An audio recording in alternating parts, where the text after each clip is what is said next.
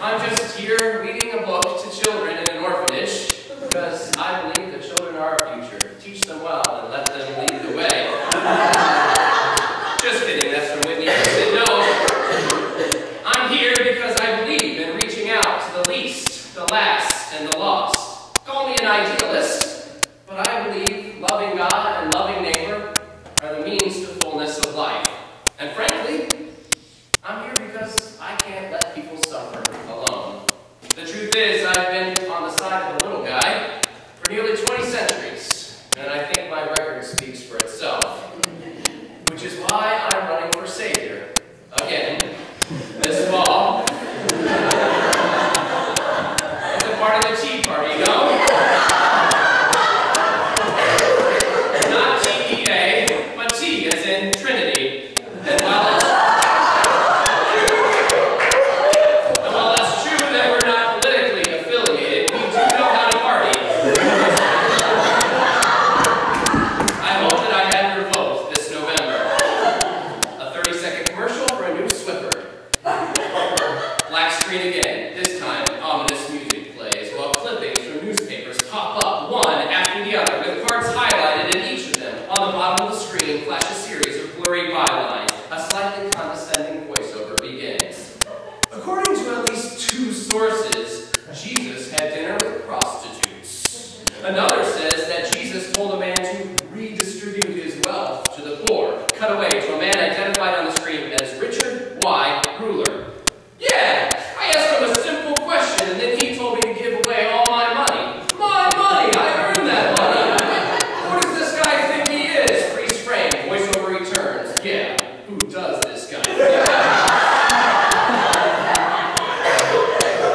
you really want a convicted criminal as your savior?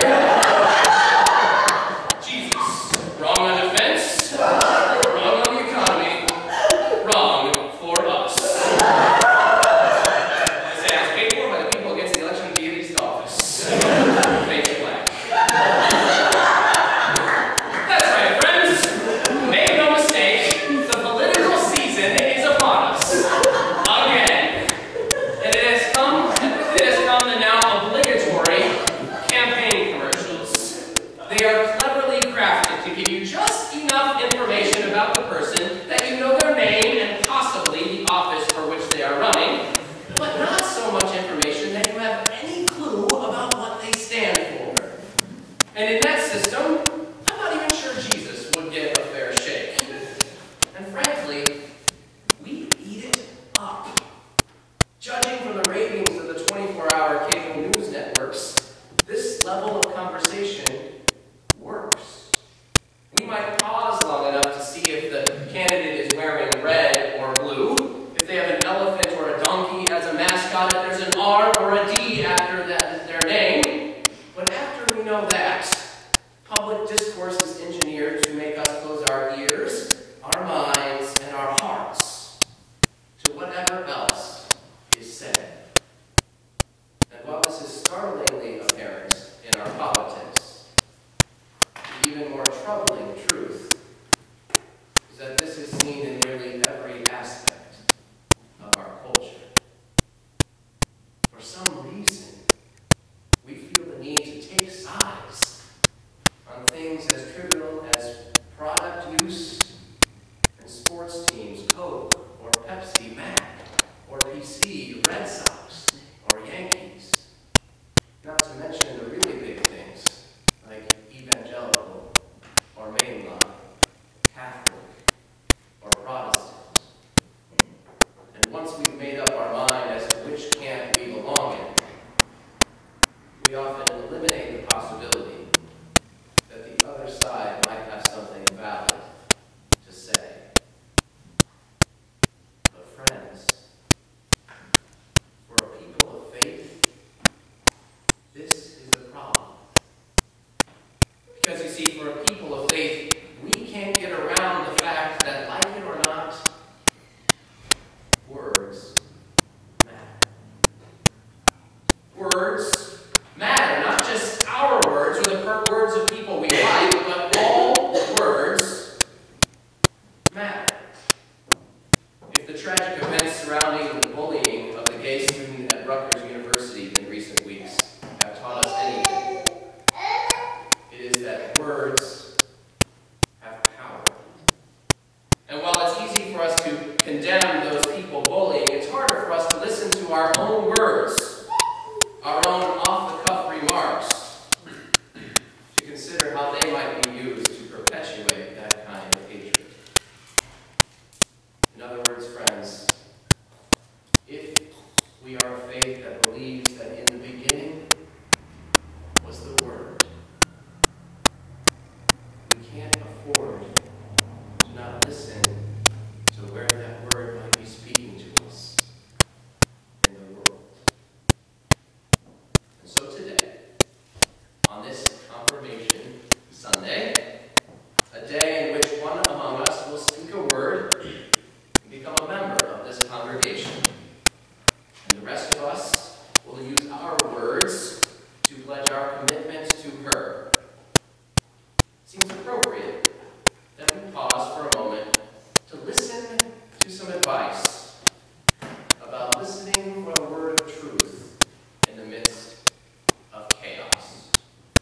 We take a break today from our walk through the Gospel of Luke so that we might listen to a word from the second letter to Timothy. Now, because words matter, we should probably admit something up front. Although this letter is traditionally attributed to Paul, as in Paul's second letter to his pupil Timothy, most scholars don't think that this or the first letter to Timothy were actually written by Paul. Now, there's evidence that this letter was probably written in Paul's name by some part of the early church at the start of the 2nd century. But before you get out your scissors, you should know that this was a fairly common practice in the ancient world. The idea was to use the name of someone historically important to the faith to add credence to a particular text, much in the same way the Psalms are often attributed to David. It wasn't so much that they were trying to pretend to be the other person, but rather trying to show that what was being said, the words being used, were important enough to want people to pay attention. The truth is, for all we know, the people reading those letters understood that they weren't written by Paul.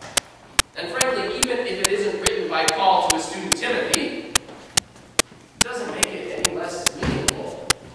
Whether it's written by Paul or not, the words are the same, and they have something to offer us. And so we turn to the letter itself to see what the early church thought was so important that they addressed it in the name of Paul. The first part of the letter is a description of Paul's abandonment and instructions to Timothy for ordering of the church. Then he warns Timothy about some of the dangers that happen when you share your faith, about the possibility of false teachers. And then finally, in our passage today, he offers some advice about moments of confusion. He says, "But as for you, continue in what you have learned and firmly believed, knowing from whom you learned it, and how from childhood you have known the sacred writings that are able to instruct you for salvation through faith in Jesus Christ." He's acknowledging to Timothy that for every person, for each one of us, there are going to be challenging moments in life when things are coming at us and are challenging our belief systems. He's saying that in those moments of doubt and fear, when the words of the world seem overwhelming to us, it's not a bad idea to stop for a moment and to whittle our way down to what we know to be true, and to try to remember how we learned it. For some of us, we found that truth in Scripture itself. For some of us, we learned that truth through a thoughtful mentor, or from our experience of God in the world, or through engagement with the tradition. The point is that truth is truth, no matter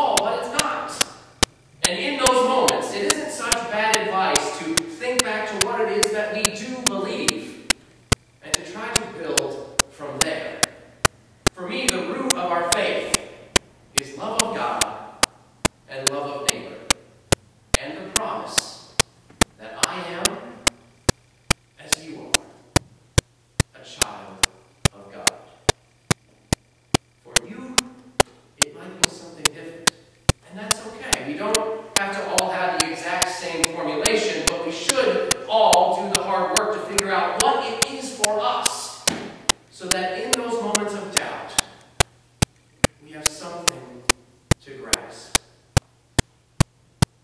And the great news is that once we've done the hard work to figure that